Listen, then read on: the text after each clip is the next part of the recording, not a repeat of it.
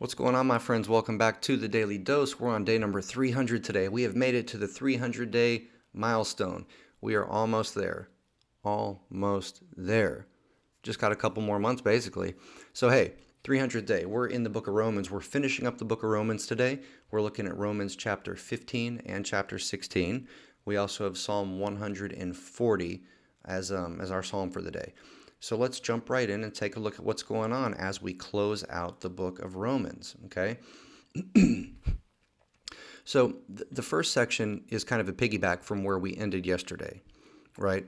Talking about bearing with the failings of the weak and trying to please our neighbors and trying to encourage and trying to build up, right? And then we move on to a section where Paul just kind of reiterates at the end of his letter how he feels he's called to be a minister to the Gentiles specifically. And then Paul talks about how he's got plans to visit Rome, and then he closes the letter with some personal greetings, okay? So at the beginning, I'll just read a couple of verses here where it talks about, accepting one another and bearing with one another, right? In chapter 15, verse 7, it says, "Accept one another then, just as Christ accepted you, in order to bring praise to God. For I tell you that Christ has become a servant of the Jews on behalf of God's truth, so that the promises made to the patriarchs might be confirmed. And moreover, that the Gentiles might glorify God for his mercy."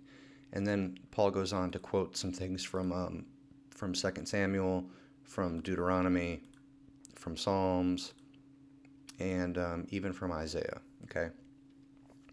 Then the next section is Paul basically just voicing his confidence that, look, I'm convinced that that I'm doing what God called me to do, that I'm supposed to be giving the word of God, spreading the word, the good news, the gospel, that I'm supposed to be spreading that to the Gentiles, right?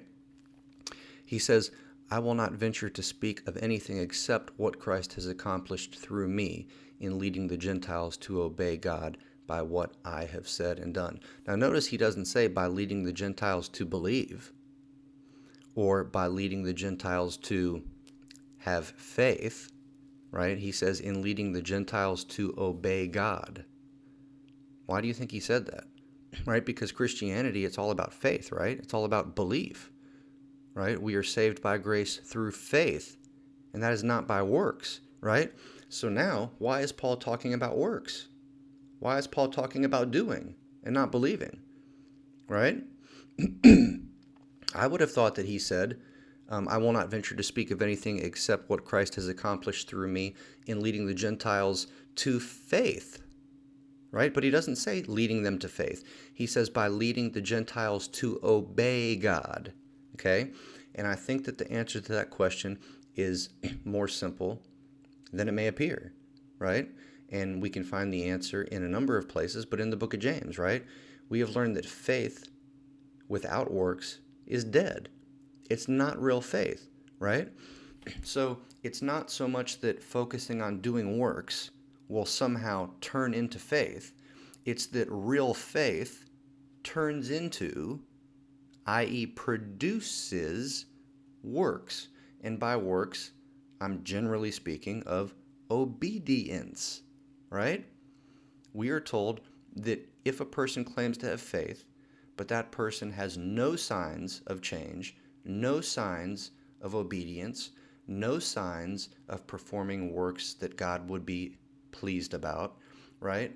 That faith is dead. Faith apart from works is dead. It's not real faith. Faith and works go hand in hand, right? One produces the other. Now, when does it produce it? How much does it produce? Those are questions I can't answer, so it's a fine line, right? It's a fine line. But the point here is that Paul is specifically saying that the Gentiles were led to obey. And I think that the implication there is that they were led to obey from their faith that preceded or produced the obedience that he's talking about. Does that make sense? So then Paul goes on to talk about plans to visit Rome. So Paul has been wanting to go to Rome for a long time, right? And here's what he says. He says in verse 23 of chapter 15, he says, "But now that there is no more place for me to work in these regions, and since I have been longing for many years to visit you, I plan to do so when I go to Spain." So here we see that Paul, his plan was to go to Spain. So he's been all around the Middle East, traveling all around that area, all around the Mediterranean, the Middle East. He said that he's pretty much made his circuit there. He's been circuit preaching and riding around for long enough that he's preached everywhere and he's established churches everywhere. And now he's like, okay, well, there's not really a whole lot more for me to do in my missionary ministry other than branch out even farther. So he's looking to go way up into Europe and go all the way around to Spain. And what he's saying is, okay, when I do make my way ultimately to Spain, I'm going to come by and see you guys. And notice how he says, I've longed to visit you for many years. Have y'all ever known believers that you haven't met and you've longed to visit them? Right? I am in Georgia, okay? And I have gotten acquainted with Michael Beck and all the folks at Wildwood, right? I've gotten acquainted with them. I've become friends with everyone there on the pastoral staff, the leadership team, right? And I've even gotten to know and become friends with some of the members that go to church at Wildwood UMC. And I was able to go down there for a brief vacation with my wife and my daughter one time, but it was kind of when the pandemic was sort of going on and stuff was shut down, so we weren't really able to go visit the church and to go visit all of our friends that we wanted to visit. Thankfully, we got to spend a little bit of time with Michael and Jill face to face, and Angel, and that was so cool. It was so neat to be able to spend time in fellowship with some people who we had become friends with and shared the love of Christ with virtually over the internet, right? Because digital and virtual communication is cool, but it's not the same as face to face, right? Sitting in somebody's home, sharing a meal, sharing stories. So my point is that while we did get to meet and fellowship with Jill and Michael, we have not gotten to fellowship with all the other great friends that I have been engaged in ministry with, right? Like Nicole, like Kelly, like Dwayne, like Eric, like Tiger, right? Like Kelly, like Brittany, right? And I know I'm forgetting some names. There's so many people. But my point here is this, right? I long to visit them. I long to give them all a hug. I long to shake their hand. I long to look them in the eyes and to be able to share stories and maybe have a meal together, right? I really long for that. When is that going to happen? I don't know, right? We've got this physical distance barrier, right? I'm a long ways from there. I don't have occasion to make it down there often because of my work. I can't just up and travel whenever I want. So, just the travel piece of it is one component. But then, with COVID and with people taking precautions and the vaccine not being available for kids of younger ages yet, and all of the other stuff that goes with the COVID pandemic that's going on, right? So there's multiple components that come into play. But Wildwood, I long to visit you, and maybe on my way to somewhere else, I can visit you. I can really relate to what Paul is saying when he's saying, Rome, I've longed to visit you in your region, and I plan to do so when I'm going to go to Spain, right?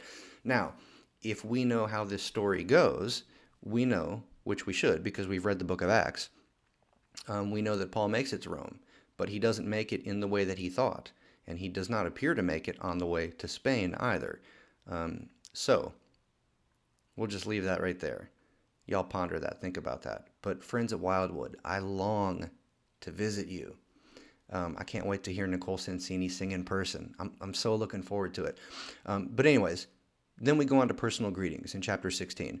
So this is basically Paul greeting people by name whom he has become aware of, or people that he has maybe worked with in other areas, and now these people have moved up to Rome. So somehow or another, he knows a number of people that are in Rome, in that area, in the Roman church. And then he sends his greetings to these various people, okay? He gives them a word of caution to watch out for people that cause division, for people that try to throw a wrench in the works, for people who are wolves in sheep clothing, right? He gives kind of a warning about that. And then he closes with kind of a benediction. So anyways, that's all we've got for today, and that's all we've got for the book of Romans. But hey, until we meet again, friends, and for y'all in Wildwood, Until we meet in person, deuces.